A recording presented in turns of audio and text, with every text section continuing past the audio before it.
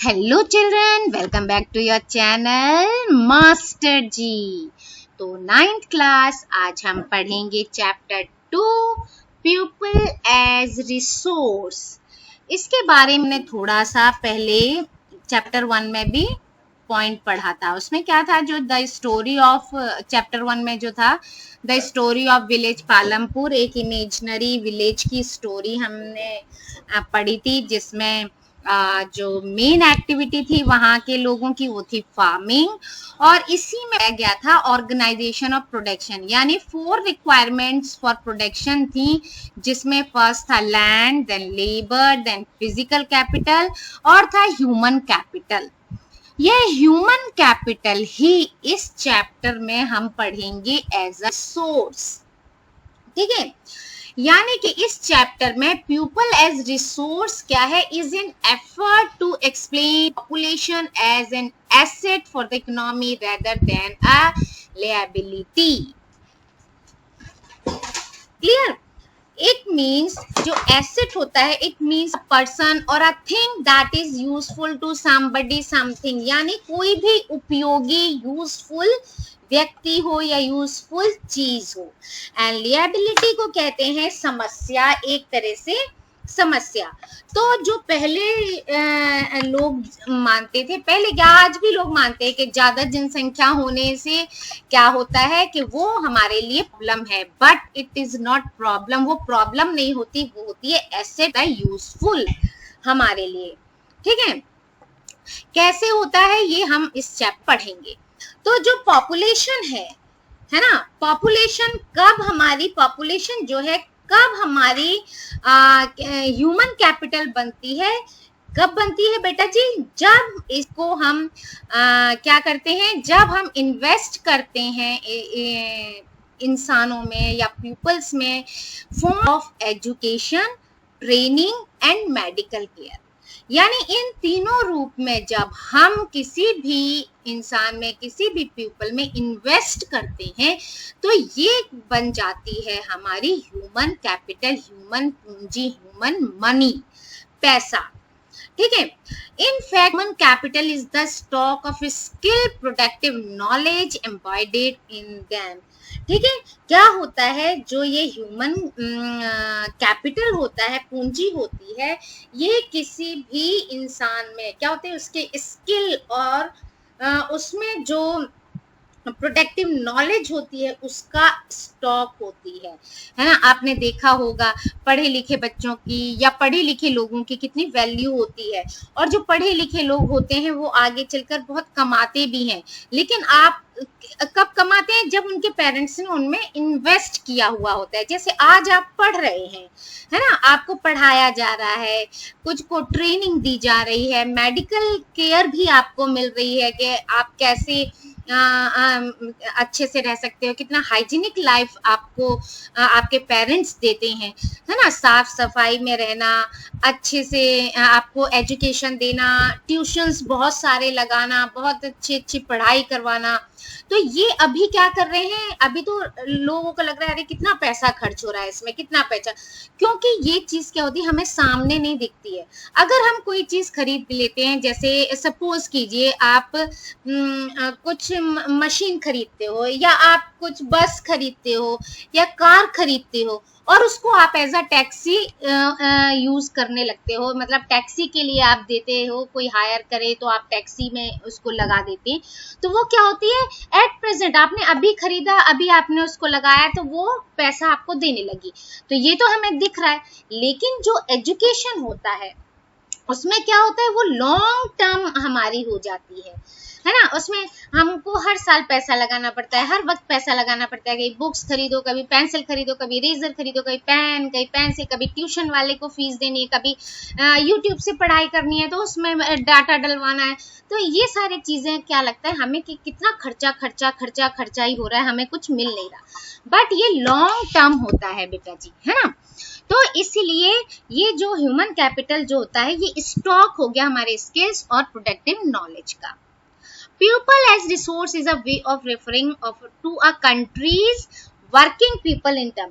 अच्छा, ये इस पैराग्राफ में क्या है, जो ये नेक्स्ट पैराग्राफ है, पहले आप बुक रीड कीजिए, पहले एक पैराग्राफ रीड कीजिए, उसके बाद वीडियो को चला कर देखिए, तो आपको बहुत अच्छे से समझ में आएगा। और वीडियो को चलाने के बाद उसको बंद करके फिर उस जहां तक आपने उसको समझा है उसको दोबारा से रीड करिए उसको, तो आपको बहुत अच्छे से एक एक लाइन, एक एक वर्ड समझ में आएगा।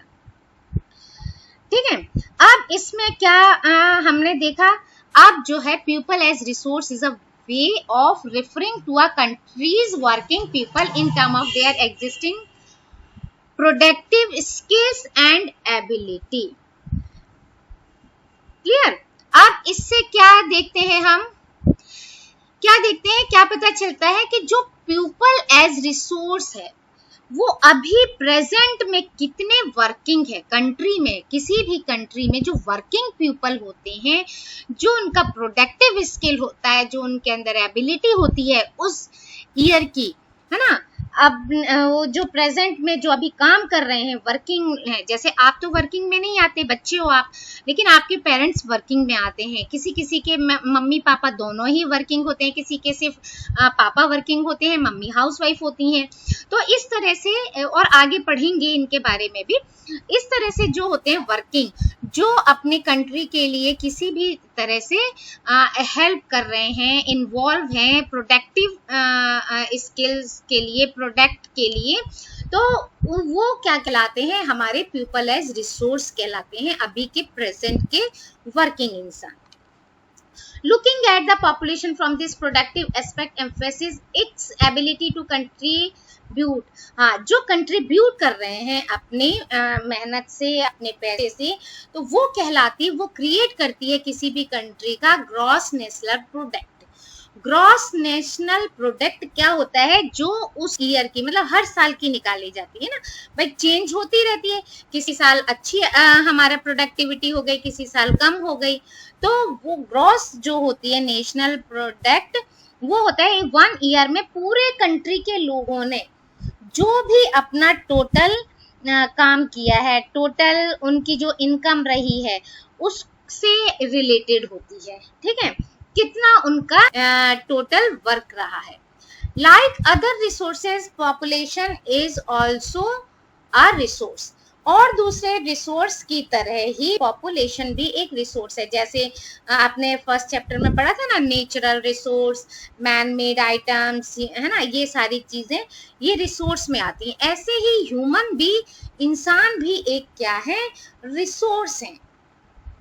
ठीक है, और ये ही रिसोर्स क्या करते हैं, this is the positive side, ये पॉजिटिव साइड है, लेकिन अक्सर हम क्या करते हैं, हम ये पॉजिटिव साइड ना देखकर हम क्या करते हैं, इसका नेगेटिव साइड देखते हैं। जैसे अभी मैंने बताया आपको कि एजुकेशन में खर्च करते जाओ करते जाओ करते जाओ, लेकिन ये लॉन्ग टर्म इन्वेस्टमेंट है ना, बहुत लंबा इन्वेस्टमेंट है, जो बाद में जाके, अब आप पढ़ते जा रहे हो, 9th पढ़ा, 10th 11th 12th, फिर आप कुछ ट्रेनिंग लेंगे या कुछ आप बीटेक करेंगे या डॉक्टर बनेंगे, इंजीनियर बनेंगे, कुछ भी बनेंगे, तब तक भी पढ़ाई करेंगे, और जब आप जॉब करेंगे तो वो आपका क्या होगा, आपको प्रॉफिट हुआ, है ना।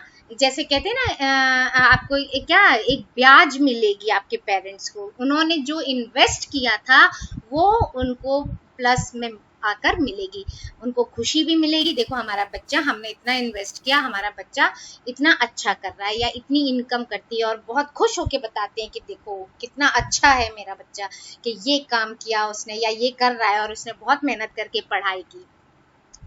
तो ये चीज हम ना देखकर क्या देखते हैं, हम देखते हैं प्रॉब्लम, कैसे कि अरे खाने पे खर्च करना पड़ रहा है, एजुकेशन पे खर्च करना पड़ रहा है, उनको हेल्थ की फैसिलिटीज देनी पड़ रही है। अगर हम ये नेगेटिव पॉइंट्स इनके ना देखें, है ना, कि हमें फूड पर, एजुकेशन पर, मेडिकल केयर पे इन तक इनको पहुंचानी पड़ रही है, ये क्या करते हैं, हम इसी पे सोचते रह जाते हैं कि ये समस्या है। लेकिन जब इस, ठीक है, समस्या समझते हैं, लेकिन when the existing human resource is further developed by becoming more educated and healthy, we call it human capital formation। ठीक है, जब ये मानव जो होते हैं, ये जो पीपल कैपिटल होते हैं, पीपल रिसोर्स होते हैं, इनको और अधिक हम क्या करते हैं, एजुकेट करते हैं और इनको हम हेल्थ केयर देते हैं, इनको हेल्दी बनाते हैं, तो ये क्या करते हैं, ये बन जाते हैं हमारे लिए ह्यूमन कैपिटल, है ना। ये ह्यूमन कैपिटल बन जाते हैं, जो कि एक फिजिकल कैपिटल के ही तरह से क्या करते हैं, बहुत इंपॉर्टेंट होते हैं किसी भी देश की, किसी भी कंट्री के लिए। यही ह्यूमन कैपिटल फिजिकल कैपिटल का काम करते हैं। इन्वेस्टमेंट इन ह्यूमन कैपिटल, अब ह्यूमन कैपिटल में हम कैसे इन्वेस्ट करते हैं, थ्रू एजुकेशन, ट्रेनिंग और मेडिकल केयर के। और ये क्या करते हैं, ये हमें बिल्कुल फिजिकल कैपिटल की ही तरह जब हम इन्वेस्ट कर लेते हैं तो फिजिकल कैपिटल की ही तरह ये हमें क्या देते हैं, रिटर्न देते हैं। जैसे आप पढ़ रहे हो, पढ़ा लिखा, कुछ बड़े होके बहुत अच्छा बन गए, तो वो आपके पेरेंट्स को रिटर्न मिल रहा है, ठीक है। This can be seen directly in the form of higher income earn because of the higher productivity of the more educated और the better train person, as well as the higher productivity of healthier people, ठीक है। अब क्या हो गया, higher education होने से, है ना, बहुत ज्यादा पढ़ने से, ट्रेंड होने से लोगों की क्या होती है, हाई प्रोडक्टिविटी होती है, ठीक है। हाई प्रोडक्टिविटी के कारण क्या होते हैं, अधिक हमको इनकम होगी और साथ ही हम लोग क्या होंगे, जो हेल्दी इंसान होगा, है ना। एजुकेशन भी हो गया, लेकिन जो हायर इनकम भी हो गई, और हायर इनकम के साथ साथ हमारा हेल्दियर भी इंसान हो गया, क्योंकि हम अपनी केयर कर सकेंगे, है ना। और इससे हमारी प्रोडक्टिविटी क्या होती है, ये बहुत बढ़ती है, और इसको हम डायरेक्ट देख सकते हैं कि हाँ ये हमारा बढ़ रहा है। आपने देखा भी होगा अपने आसपास के जो अच्छा पढ़े हैं, वो भैया दीदी जो भी हैं, वो आगे चलकर कितने अच्छे बन गए, और पेरेंट्स हमारी हमसे वो कंपेयर भी करते हैं कि देखो वो बच्चा कितना अच्छा पढ़ा और आज देखो कितना बड़ा आदमी बन गया, करते हैं कि नहीं करते, ठीक है। Now, not only do the more educated and the healthier people gain through higher income, society gains also in other indirect ways, because the advantages of a more educated or a healthier population spreads to those also who themselves were not directly educated or given health care. अच्छा, इस paragraph में क्या बोला गया बेटा, जो हमारी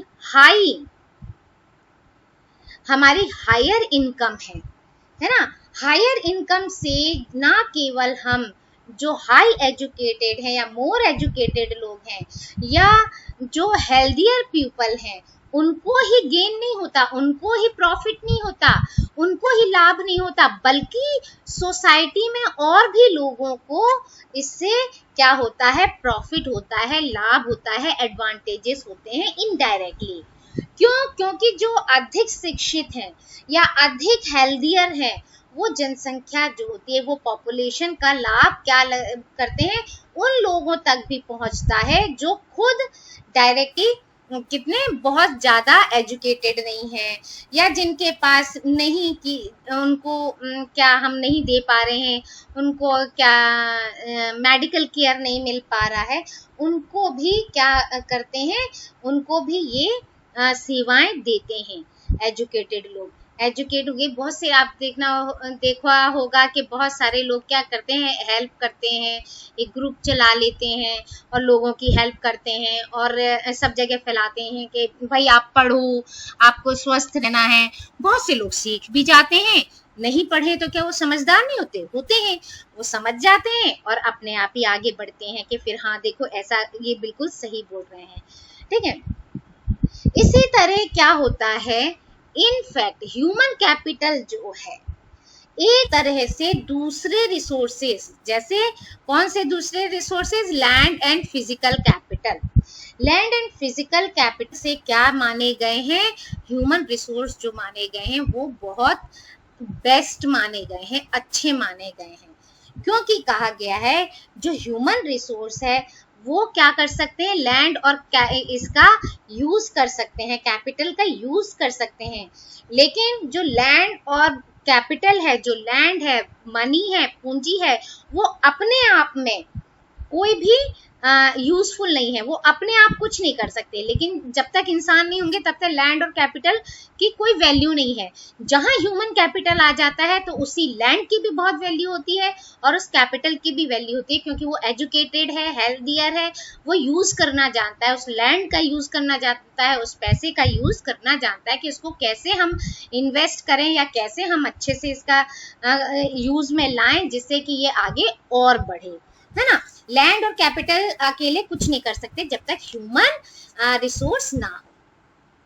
for many decade in India a large, अब देखो इंडिया की जनसंख्या सबसे ज्यादा है ना, और बहुत सालों से, बहुत डिकेड्स, दशकों से इसकी जो पॉपुलेशन है उसको क्या माना जाता है, लायबिलिटी माना जाता है कि ये क्या है, ये बहुत ही समस्या है ना। पहले ये भी कहते थे ना, और इतने, आप इंडिया को लो अपने घर पे ही देखो, पहले पुराने जमाने और इतने सारे बच्चे हैं, ये कैसे होगा, क्या होगा।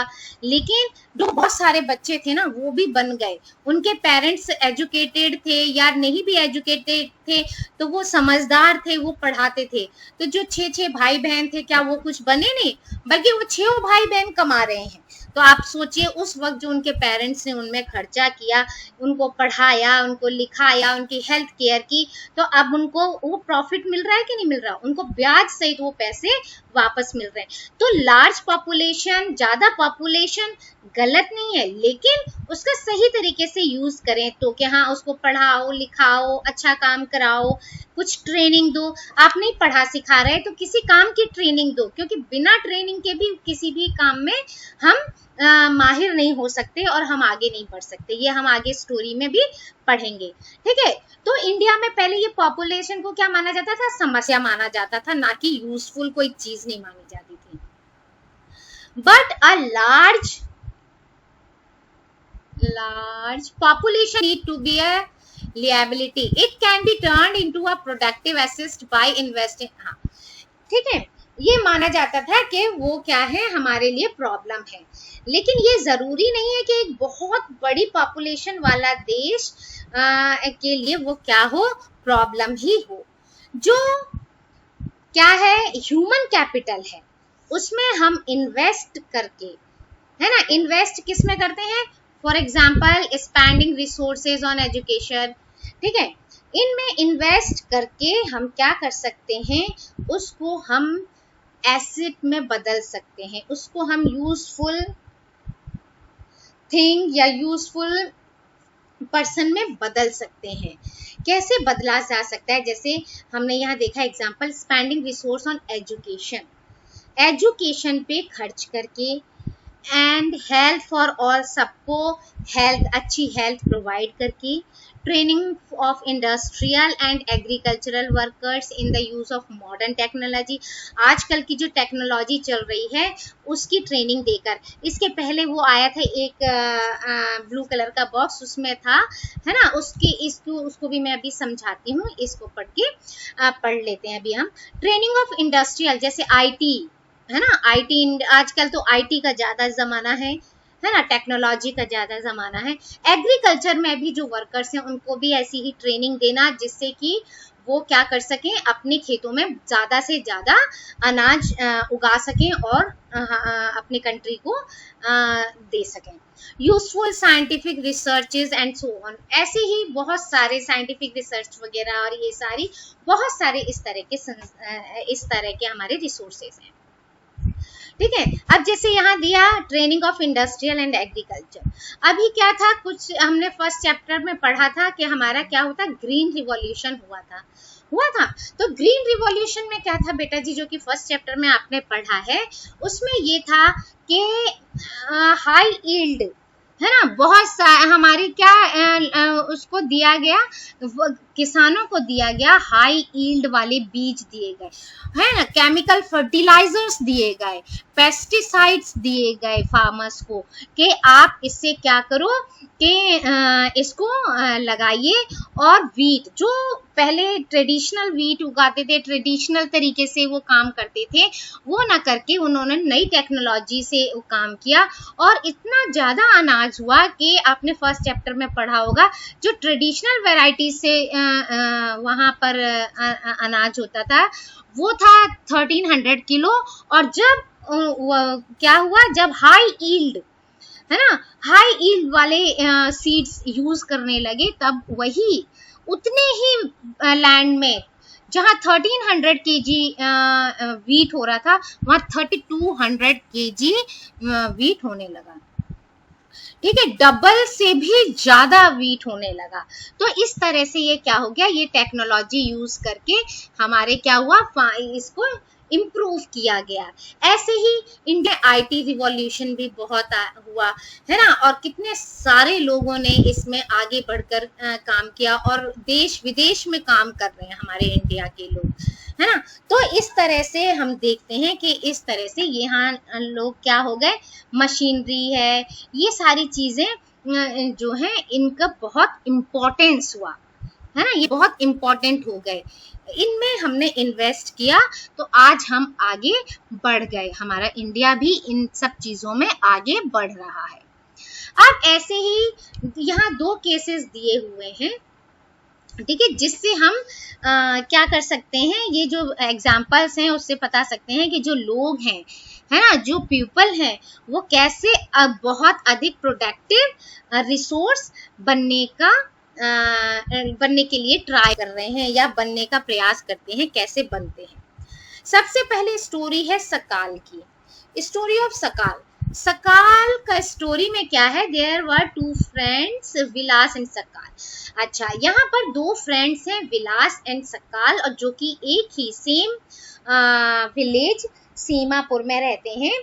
ठीक है, सीमापुर में रहते हैं। सकाल जो है 12 ईयर ओल्ड बॉय है, उसकी मदर शीला है, जो कि क्या करती है, अपने घर की देखभाल करती है, मतलब घर का काम करती है। उसकी मम्मी क्या है, हाउस वाइफ है, घर का सारा काम देखती है। उसके फादर जो है बूटा चौधरी, जो है वो क्या करते हैं, एग्रीकल्चर फील्ड यानी खेतों में काम करते हैं। सकाल help his mother in domestic course, तो सकाल जो है वो अपनी मम्मी का भी हेल्प करता है अपने घर के कामकाज में, अपने छोटे भाई बहनों को भी देखभाल करता है। उसके छोटे भाई बहन जैसे भाई जीतू और बहन सीतू है, उनकी भी देखभाल करता है, उनकी भी केयर करता है। उसके अंकल हैं श्याम, जिन्होंने मैट्रिकुलेशन एग्जाम पास किया है, लेकिन अभी घर में ही बैठे हैं क्योंकि उनके पास कोई जॉब नहीं है, इसीलिए वो कुछ काम नहीं करते हैं।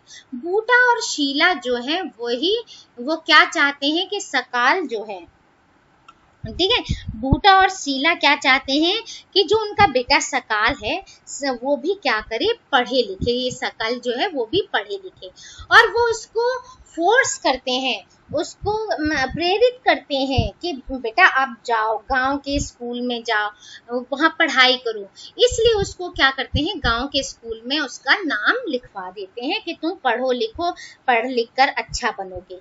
ठीक है, अच्छा, वे उस गांव के स्कूल में उसका नाम लिखवा देते हैं, उसको जोड़ देते हैं कि भाई इसी गांव में पढ़ ले, खूब पढ़, अच्छा पढ़। और वो क्या करता है, वो फिर उसका हो गया, फिर वो पढ़ना लिखना शुरू कर देता है, पढ़ता है, और वो जल्दी ही क्या कर लेता है, जल्दी मीन्स वो अपना कंप्लीट कर लेता है हायर सेकेंडरी एग्जामिनेशन। उसके फादर फिर क्या करते हैं, ये हायर सेकेंडरी एजुकेशन उसने पास कर लिया, ठीक है। अब उसके फादर कहते हैं कि तुम आगे की पढ़ाई और आगे पढ़ाई करो, और उसको मना लेते हैं। और उन्होंने सकल के लिए क्या किया, कंप्यूटर का जो है, उन्होंने कंप्यूटर का जो वोकेशनल कोर्स है कंप्यूटर का, वो उसको कराते हैं। उसके लिए क्या करते हैं, उसके लिए वो कर्ज भी लेते हैं, है ना। कंप्यूटर का कोर्स पढ़ाने के लिए वो लोन भी लेते हैं कि वो बच्चा पढ़ जाए। कर्ज तो ये है कि वो पढ़ जाएगा, नौकरी लग जाएगी, वापस हो जाएगा, है ना। आजकल भी एजुकेशन लोन वगैरह मिलता है पढ़ने के लिए, तो पढ़ जाएगा तो अच्छा पढ़ जाएगा, तो और ट्रेनिंग भी इसलिए दिलवा रहे हैं कि वो ट्रेनिंग करे, अच्छा पढ़े और करे। Sakal was meritorious and interested in studies from the beginning.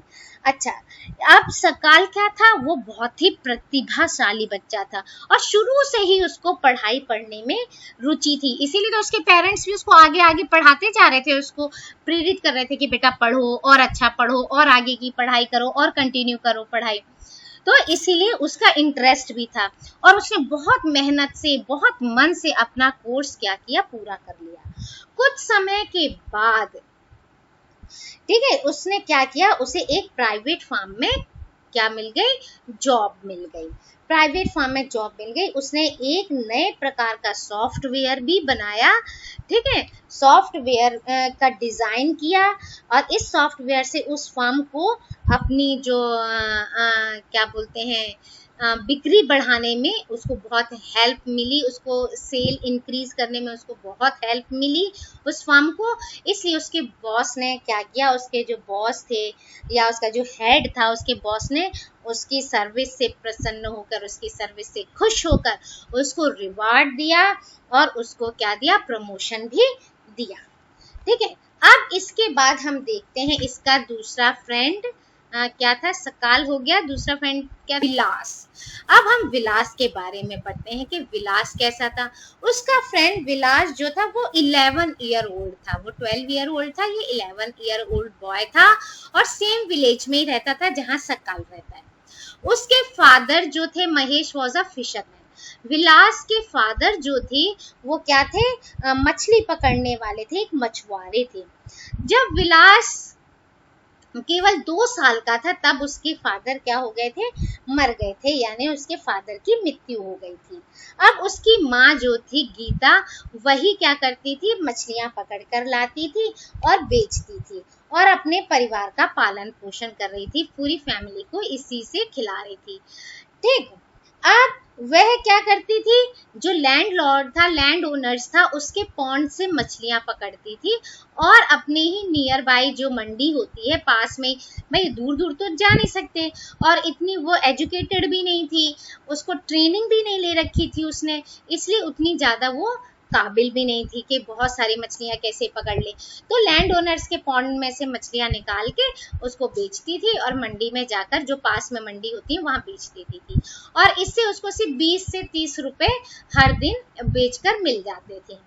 विलास क्या था, एक पेशेंट था, क्या हो गया था, वो आर्थराइटिस का पेशेंट हो गया था। ठीक है, अब वो आर्थराइटिस का पेशेंट बन गया था क्योंकि उसके घर में इतना देखो खाने के लिए पीने के लिए नहीं था, फादर थे नहीं, मदर अकेली सारा काम करती थी, तो इसलिए वो क्या हो गया, एक पेशेंट बन गया। उसकी माँ के पास इतना पैसा नहीं था, या इतनी माँ उसकी नहीं थी, उसके पास पैसे नहीं थे कि वो अपने बच्चे को डॉक्टर के पास दिखा सके। तो इससे क्या हो गया, वो स्कूल भी नहीं जा सका, उसके पढ़ने में भी बिल्कुल इंटरेस्ट नहीं था। देखो पढ़ने में मन कब लगता है बेटा, जब आप बिल्कुल स्वस्थ होते हैं, है ना। अगर आपको थोड़ा सा भी प्रॉब्लम होता है ना, फीवर हो गया या कहीं दर्द भी है, तो आप सोचिए कितनी मन नहीं लगता पढ़ाई में, और उसे तो आर्थराइटिस था तो उसे तो बहुत ही पेन होता होगा, और फिर उसका इलाज भी नहीं चल रहा था तो उसका मन वैसे भी नहीं लगता, तो ये भी उसका माइनस पॉइंट हो गया। ठीक है, तो इसलिए ना तो वो स्कूल गया और ना ही वो इंटरेस्टेड था, और ही हेल्प हिज मदर। अच्छा, वो अपनी मम्मी की हेल्प भी करता था, अपने छोटे भाई मोहन की भी देखभाल करता था, अपनी मम्मी की खाना बनाने में भी मदद करता था, छोटे भाई की देखभाल करता था। कुछ समय बाद क्या हुआ, उसकी माँ भी बीमार हो गई और उसकी माँ का देखभाल करने वाला भी कोई नहीं था। अब क्या है, उसके घर में हेल्प करने वाला भी कोई नहीं था कि चलो उसकी कोई हेल्प कर दे, उसके कोई रिलेटिव्स होते हैं, कुछ होते हैं, कोई हेल्प कर दे, तो कोई फैमिली को सपोर्ट करने वाला नहीं था। Vilas too was force to sell his fish in the same village. अब विलास को मजबूरी में क्या करना पड़ा, उसी विलेज में वही मछलियां पकड़ने का काम करना पड़ा। अपनी माँ की तरह ही उसे भी वही काम करना पड़ा मजबूरी में, और अपनी माँ की तरह वह भी कम ही कमा पाता था क्योंकि वो भी ट्रेंड नहीं था, इतना एजुकेटेड नहीं था, पढ़ा लिखा नहीं था, फिर बीमार भी रहता था। अब देखिए, in the 2 case studies we saw Sakal went to the school. हमने इन दोनों स्टडीज में क्या देखा, इनमें देखा सकाल स्कूल जाता है जबकि विलास स्कूल नहीं जाता। सकाल फिजिकली स्ट्रॉन्ग है, हेल्दी है ना, and he did not need to visit the doctor frequently, और अक्सर उसे डॉक्टर के पास जाने की जरूरत भी नहीं पड़ती है। लेकिन विलास क्या था, वो आर्थराइटिस का पेशेंट था और उसके पास पैसे ना होने की वजह से वो डॉक्टर के पास भी नहीं जा पाता था, डॉक्टर के पास जाने के लिए उसके पास पैसे नहीं थे। सकाल ने क्या किया, कंप्यूटर की डिग्री ली। सकाल के पास क्या थी, कंप्यूटर की डिग्री थी, और सकाल एक प्राइवेट फॉर्म में नौकरी भी करता था। विलास वही काम करता था जो उसकी मम्मा करती थी, और है ना, उसकी मम्मा करती थी वही काम करता था, और अपनी माँ की तरह ही वह परिवार को पालने पोषने के लिए बहुत कम पैसे कमा पाता था। अब इन द केस ऑफ सकाल, हमने सकाल के केस में क्या देखा, several years of education added to the quality of labour. अब सकाल ने कुछ सालों की, अब उसने first second third fourth twelfth कहाँ तक पढ़ाई की थी, वहां तक पढ़ने के बाद कंप्यूटर एजुकेशन, इतने साल तक उसके पेरेंट्स ने क्या किया, इन्वेस्ट किया ना उसमें। तो इसीलिए उसकी जो क्वालिटी ऑफ लेबर है वो क्या हुई, ऐड हुई, एजुकेशन की वजह से वो बढ़ी, ठीक है ना, उसकी बढ़ी प्रोडक्टिव, उसकी क्वालिटी, इससे उसकी जो है कुल जो प्रोडक्टिविटी है, टोटल प्रोडक्टिविटी है, उसमें क्या हुई, वृद्धि हुई, बढ़ी। इससे क्या हुआ, उसकी टोटल प्रोडक्टिविटी से उसने क्या किया, उसकी जो देश की हमारी वो है उसमें भी उसने क्या किया, इकोनॉमी में योगदान दिया। This is turn page an individual through salary or in some other form of his choice in case the विलास, ठीक है। अच्छा, इनके बदले में जो व्यक्ति होता है, जो पर्सन होता है, जो उसको इनकम मिलती है, सैलरी मिलती है, उसके रूप में या उसके पसंद के किसी भी दूसरे रूप में उसको क्या मिल जाता है, रिवार्ड मिलता है एक तरह से, ठीक है। लेकिन इन केस ऑफ विलास, विलास के केस में क्या होगा, वो एजुकेटेड भी नहीं था, हेल्थ केयर भी नहीं उसकी अच्छी थी, है ना, ठीक है ना, उसके पहले शुरू से ही उसको ना तो एजुकेशन मिला, ना तो उसको हेल्थ केयर मिली, है ना, उसको कुछ नहीं मिल सका। वो अपनी माँ की ही तरह मछलियां बेचकर अपना जीवन लाता था, इसलिए वह भी अपनी माँ की तरह से ही अकुशल रहा, अनस्किल्ड रहा। अनस्किल्ड लेबर की वजह से वो आगे नहीं बढ़ सका, अपनी माँ की तरह ही छोटा मोटा पैसे कमा के अपना रोजमर्रा के खर्चे चला रहा था। Invest in human resource, in human resource में इन्वेस्ट कैसे कर सकते हैं, कैसे करके, via education and medical care. ये क्या करती है, ये हमको high rate of return in the future, हमें फ्यूचर में बहुत हाई रेट पर रिटर्न करती है, मिलता है हमको, हाई रेट पे रिटर्न मिलता है। लोगों में ये जो इन्वेस्ट है ना, लोगों में ये क्या है, इन्वेस्ट, जैसे लैंड और मनी में हम क्या करते हैं, इन्वेस्ट करते हैं।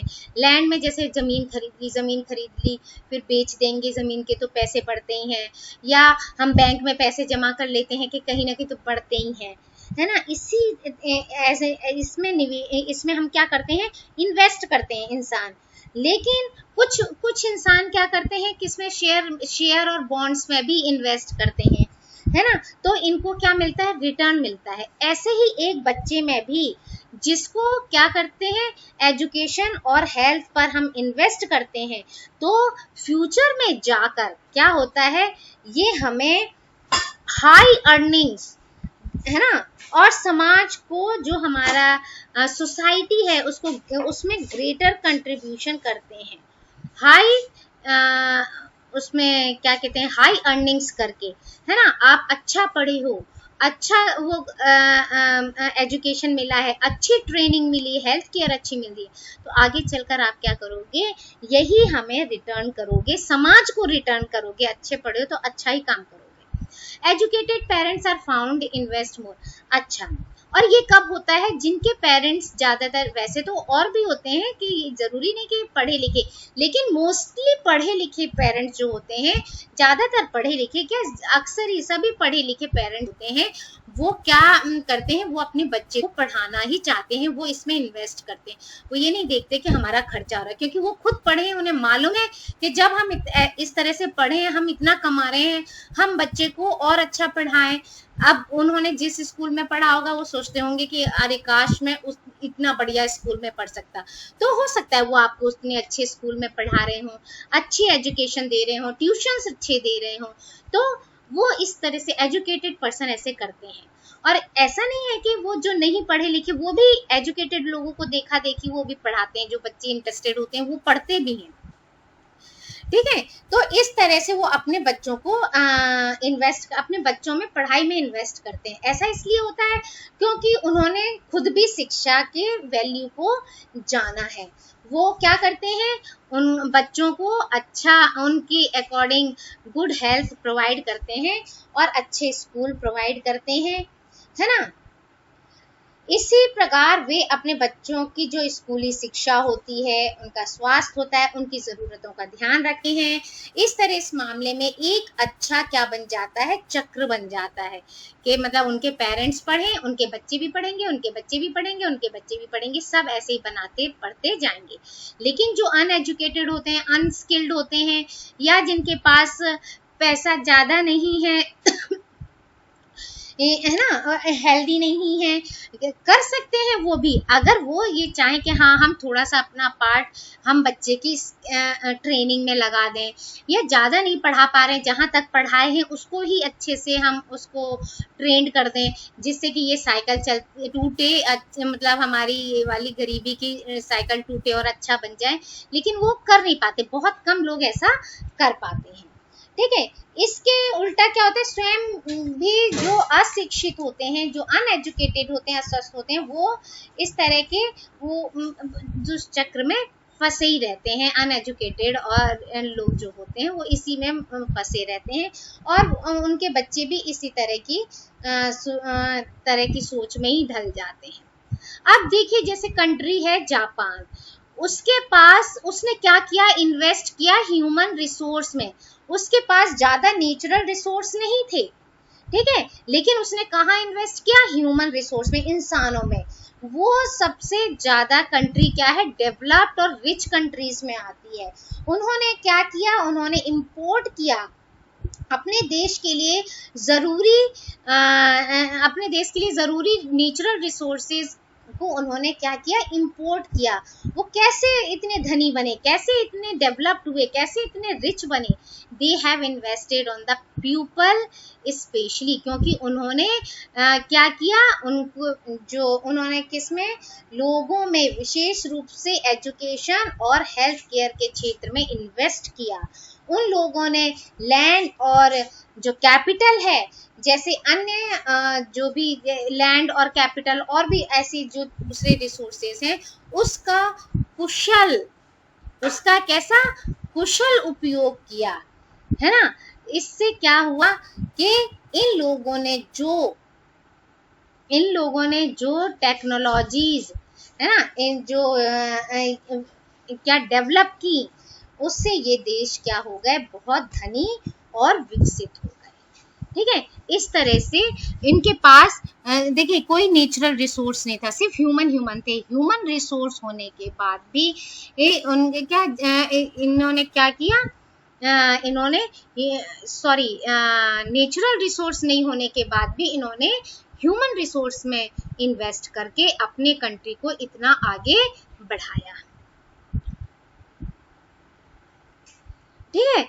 अब यहाँ पर देखिए, आपने देखा ये जापान में ही है ना, नागासाकी और हिरोशिमा। वहां पर देखिए द्वितीय विश्व युद्ध के बाद वहां पर कितना मतलब बम फोड़ा गया था और वहां सब कुछ बर्बाद हो गया था।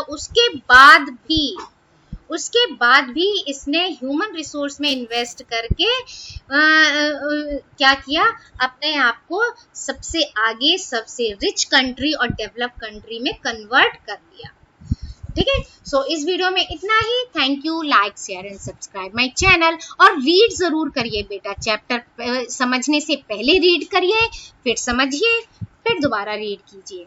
आपको अच्छे मार्क्स लाने से कोई नहीं रोक सकता। Thank you.